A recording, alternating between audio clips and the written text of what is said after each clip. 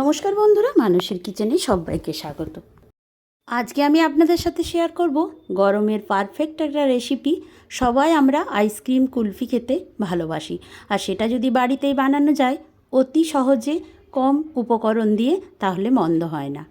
আর এই কুলফি মালাইটা আমি কিভাবে বানাচ্ছি সেটাই আমি আপনাদের সাথে শেয়ার করছি। নতুন পুরনো সকল বন্ধুদের স্বাগত জানিয়ে আজকে আমি আমার ভিডিওটি শুরু করছি।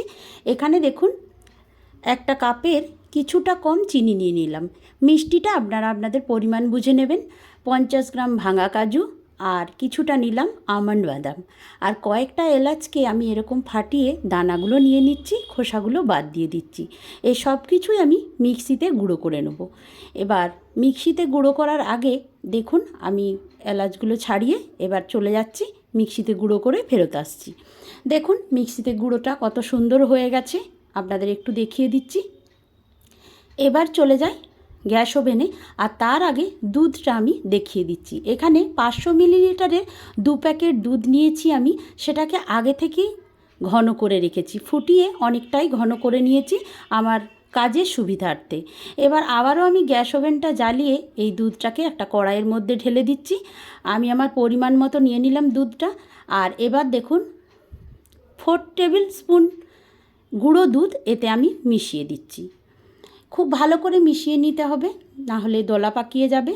আর খুব ভালো করে মিশিয়ে নেওয়ার পরে আগে থেকেই যেহেতু দুধটা ঘন করা আছে, তাই বেশিক্ষণ আর ফোটাতে লাগবে না, ভালোভাবে মেশানো হয়ে গেছে। এবার আমি দিয়ে দেব সেই গুঁড়ো করে রাখা মিশ্রণটা। মিক্সিতে যে বাদাম আর চিনি এলাচ সব গুঁড়ো করে রেখেছিলাম, সেটাকে এবার দিয়ে দিতে হবে। দুধটা কিন্তু যথেষ্ট ঘনই আছে, আর গুঁড়ো দুধটা দেওয়ার পরে আবারও ভালো করে ফুটিয়ে নিলাম, তাই আরও ঘন হয়ে গেছে। এবার আমি দিয়ে দিচ্ছি যে মিশ্রণটা করে রেখেছিলাম সেটাকে। দেখুন আস্তে আস্তে গ্যাসের ফ্লেমটাকে এখন একটু কমিয়ে নিয়ে আমি ভালোভাবে মিশিয়ে নেব, না হলে দলা পাকিয়ে যেতে পারে। আর একেবারে খুব সুন্দর করে ভালোভাবে মেশাতে হবে, যাতে কোথাও দলা পাকিয়ে না থাকে। এইভাবে হাতার সাহায্যে আমি মিশিয়ে নিচ্ছি। আর সব সিজনেই আমরা কুলফি আইসক্রিম খেতে পছন্দ করি, তবে গরমে একটু বেশিই পছন্দ করি। দেখুন এইভাবে নাড়াচাড়া করতে করতে বেশ ঘন হয়ে গেছে। আর 1 চিমটি কেশর আমি এর সাথে দিয়ে দিচ্ছি। এই কেশরটা দেওয়ার জন্য কালারটাও একটু চেঞ্জ হয়ে যাবে আর সুন্দর একটা ফ্লেভার আসবে। এবার ভালোভাবে কেশরটাকেও মিশিয়ে নিলাম। আর এখন দেখুন এটা সম্পূর্ণ ঘন হয়ে গেছে, আর বেশি ফোটানোর কোনো প্রয়োজন নেই, এটাতেই হয়ে যাবে। এবার গ্যাসের ফ্লেমটা বন্ধ করে আমি এটাকে ঠান্ডা হতে দেবো। ঠান্ডা হওয়ার পরে আমি ফেরত আসছি আবারও। দেখুন এইভাবে আমার ঠান্ডা হয়ে যাওয়ার পরে একটা বাটি নিয়েছি, বাটিতে আমি সম্পূর্ণ মিশ্রণটা ঢেলে দিচ্ছি। এটাকে ঢেলে নিয়ে আমি 1 ঘন্টার জন্য নর্মাল ফ্রিজে রেখে দেবো। দেখুন কতটা ঘন হয়েছে, আপনাদের একটু হাতার সাহায্যে দেখিয়ে দিচ্ছি। এটাকে এখন ঠান্ডা হতে ফ্রিজে রেখে দেবো 1 ঘন্টার জন্য। 1 ঘন্টা পর আমি ফেরত আসছি, আর এটা ঠান্ডা হয়ে গেছে, আরও কিছুটা ঘন হয়ে গেছে। দেখুন দেখলেই বুঝতে পারবেন আরও বেশ কিছুটা ঘন হয়ে গেছে। এবার আমি এতে মেশাবো ফ্রেশ ক্রিম। ফ্রেশ ক্রিমটা মেশানোর পর আর খুব ভালোভাবে হ্যান্ড হুইস্কের সাহায্যে মিশিয়ে নেব। দেখুন ক্রিমটাকে আমি এখন দিয়ে দিচ্ছি। এটা পরিমাণ বুঝে দিতে হবে, 1/2 কাপের মতো ক্রিম আমি দিয়ে দিয়েছি এতে।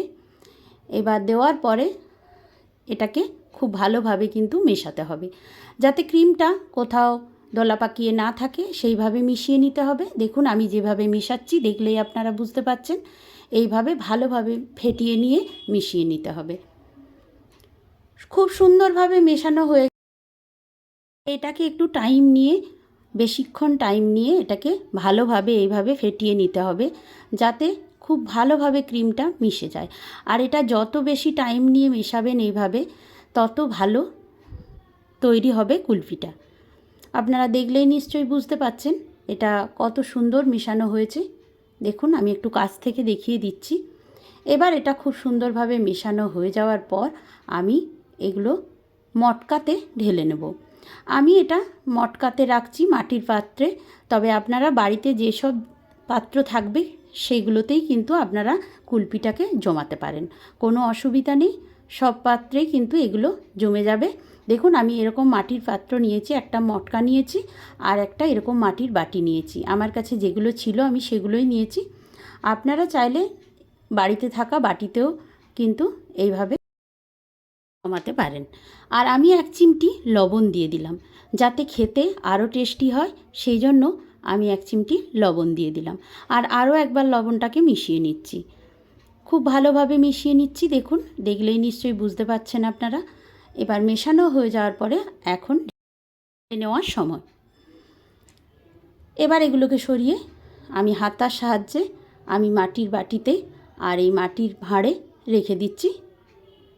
এইভাবে একটা আমি রেখে দিলাম। এবার মাটির এই ভাঁড়ে বা মটকা যাই বলুন না কেন, এতেও আমি কিছুটা ঢেলে নিচ্ছি।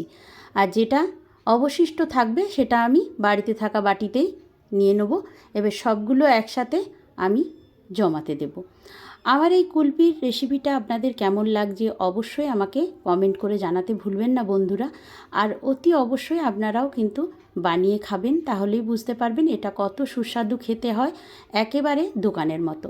আর একটা বাটিতে দেখুন আমি এখানে আমন্ড, পেস্তা আর কাজুকে ছোট ছোট টুকরো করে রেখেছি। সব বাটিগুলোতে ওপর থেকে একটু ছড়িয়ে দিচ্ছি, যাতে দেখতে ভালো লাগে, একেবারে দোকানের মতো মনে হবে আর খেতেও কিন্তু দুর্দান্ত হয়। এইভাবে আমি সবগুলোকেই সাজিয়ে নিলাম। আর এখন আমি ফয়েল পেপার দিয়ে এগুলোকে আটকে নেব।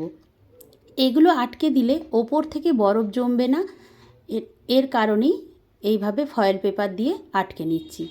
আর প্লাস্টিকের বাটিটাতে আমি একটা বাটির ঢাকনা দিয়ে দেব।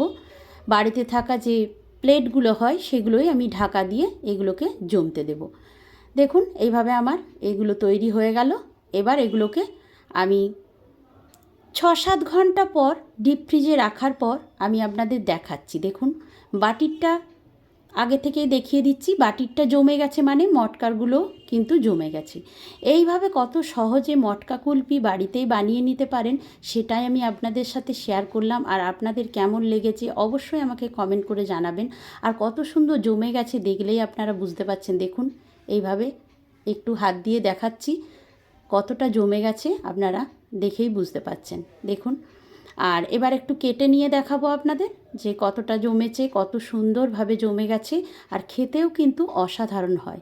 এইভাবে বাড়িতে অবশ্যই আপনারা একবার বানাবেন আর আমাকে কমেন্ট করে জানাতে ভুলবেন না। আপনাদের রেসিপিটি যদি ভালো লাগে চ্যানেলটিকে সাবস্ক্রাইব করে বেল নোটিফিকেশনটা অন করে দেওয়ার অনুরোধ রইল।